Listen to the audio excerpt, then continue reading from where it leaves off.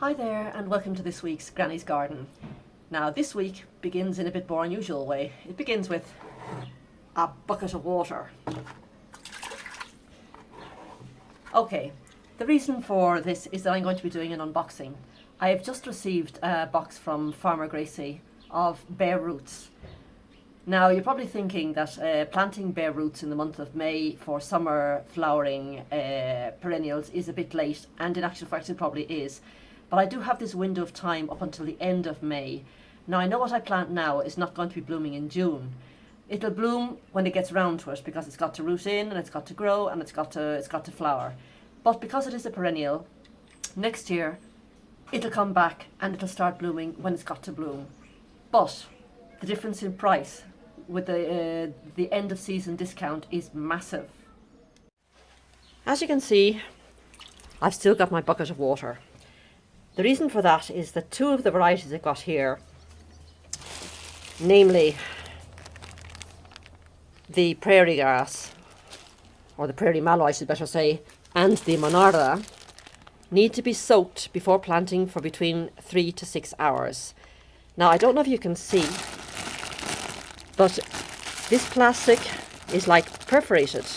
Now if I was to take all of these out of their plastic bag and put them all in the bucket of water, I wouldn't know in like 8 hours time if I'm planting a peony or a mallow. I wouldn't even know what colour it is. So what I do is I leave them in the little plastic bags because the water is actually going to soak in through those holes, and it's going to wet it and keep it nice and moist. So I'm going to get my 3 Monardas now. 1, 2 and 3. Peonies out of the way. Get the bucket in view, and I'm just going to push them down. There's the bubbles coming up now. That's it. There we go. See the bubbles coming up? That means that the water's going inside the plastic bags, so it's going to be nice and moist. Now, the other one is the Candy Girl. That's 2 and 3. And they've got to go for the little soak as well. So, in they go as well.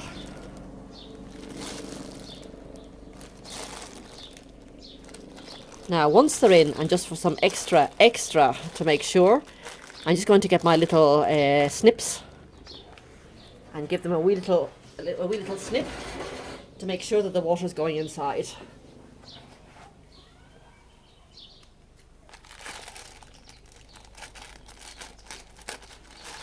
That's 1, 2,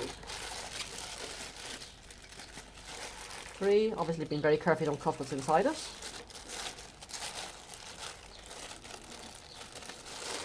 4.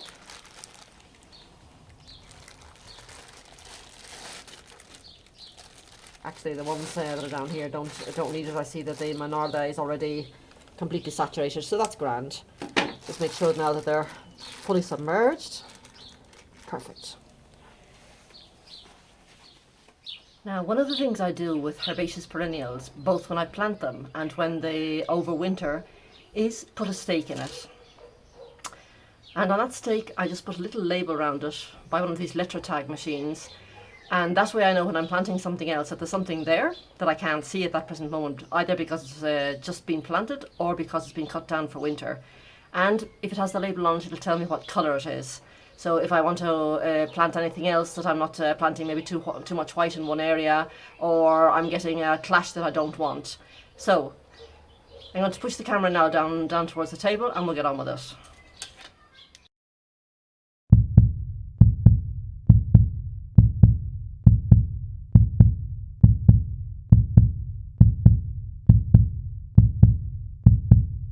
Just open this.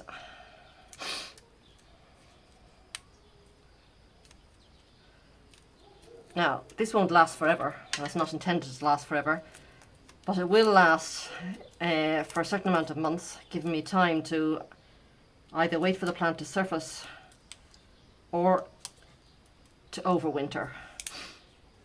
So that'll get stuck in the ground like that, and then all I have to do is read it. And this has got Candy Girl and it's got pink.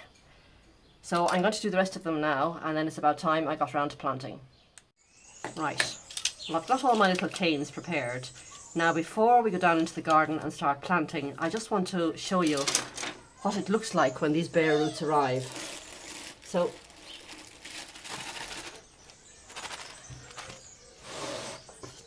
open this now.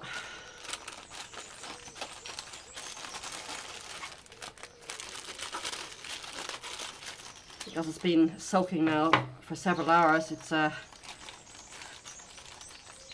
quite damp indeed. So you'll see here lots and lots of roots, and this one has actually started to sprout. Now if you get this earlier on in the year, you wouldn't get this amount of sprouting. You'd get sort of little eyes, and you'd leave those eyes pointing towards the surface. As it's quite a bit further on, you don't need to be exactly very intelligent to know which side is up and which side is down. You're not likely to plant this upside down because you can see the leaves coming out. Now what I'm planting here is the Sidalcea Candy Girl, better known as the Prairie Mallow.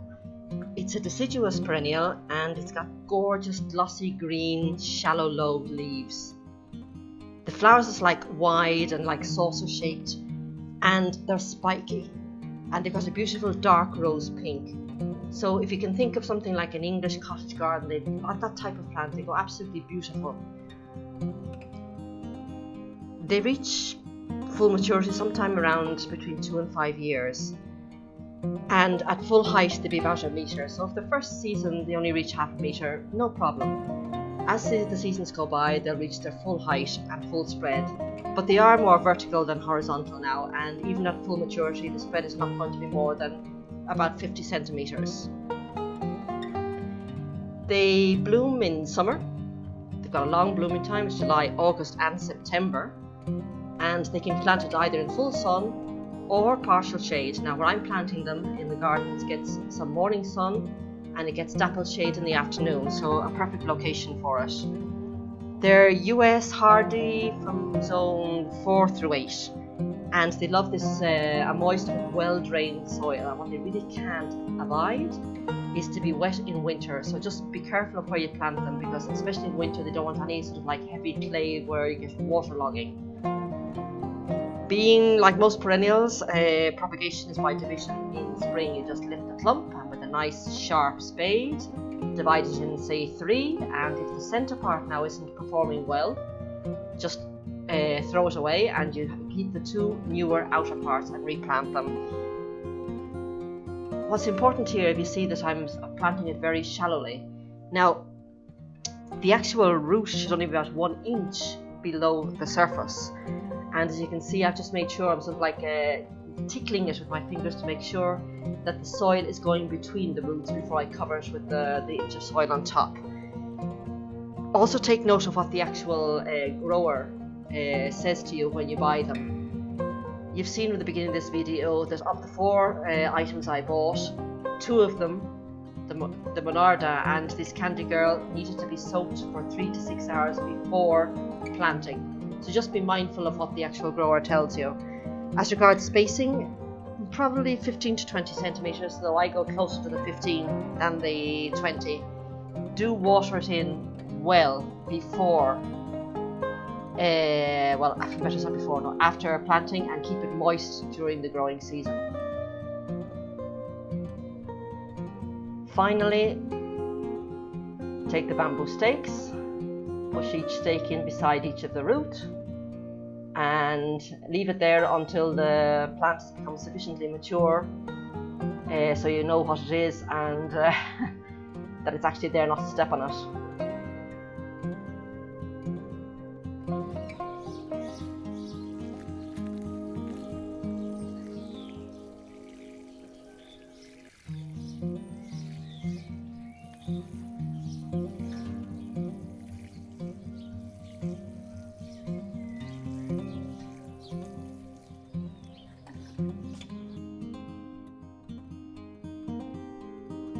Now the second area I'm planting Monarda Fireball.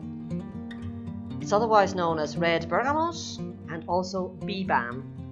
Now the leaves here are very aromatic and it's US hardy from zones 4 through 9. It comes in several colours apart from red, which is this one. So it's red, pink, purple or white. It's a very low maintenance once it's become stable in the ground. Its height is about 60 to 120 centimetres, and that's between 24 to 48 inches. Blooms again in summer, and it's partial shade to full sun. As you've seen before, it also needs its roots soaked before planting, between 3 to 6 hours. After the first frost in autumn, you can cut it back to about 2 inches above the ground, and like the other, the Candy Girl, you can divide every 2 to 3 years by lifting the clump and just dividing it into 2 or 3 sections and replanting. Now, despite the fact that it's called wild bergamot, it isn't actually used in bergamot tea, the Earl Grey, and it's actually a member of the mint family. And there's a very interesting fact about this. Everybody who knows me knows that I love bees, and when they saw what I was buying, they said, if you like bees, why on earth are you buying a red Monarda? Because bees can't see the colour red.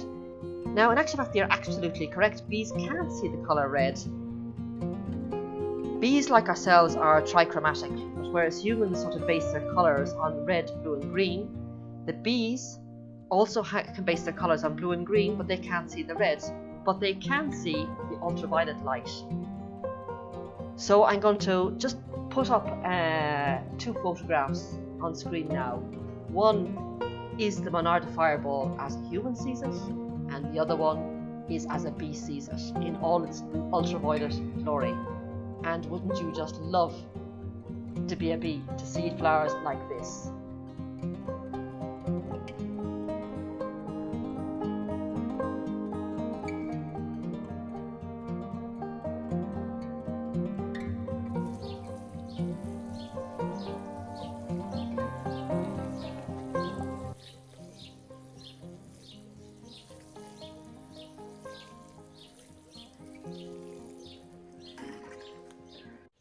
We started with a bucket and we'll end with a bucket, but this time to leave it to one side. We won't be using it again now until next autumn, when I'll be planting the rhizomes and the tubers and the bare roots for the following spring blooms. I'll keep you updated during the season, and we'll follow the progress of ones that were planted in February and ones that were planted in May, and you'll see a difference in blooming time.